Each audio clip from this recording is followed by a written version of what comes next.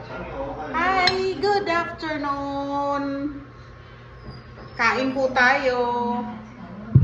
Yan ang ulam namin, luncheon meat at tuyo.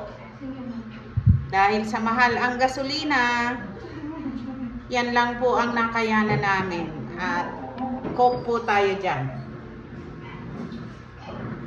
Oh, refreshing. Very nice. Tikman na natin. Unang subo sa inyo. Sarap.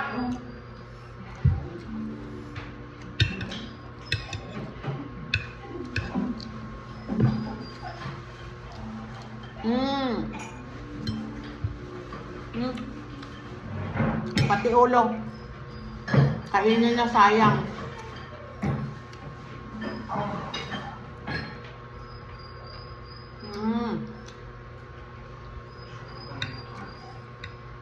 Sarap.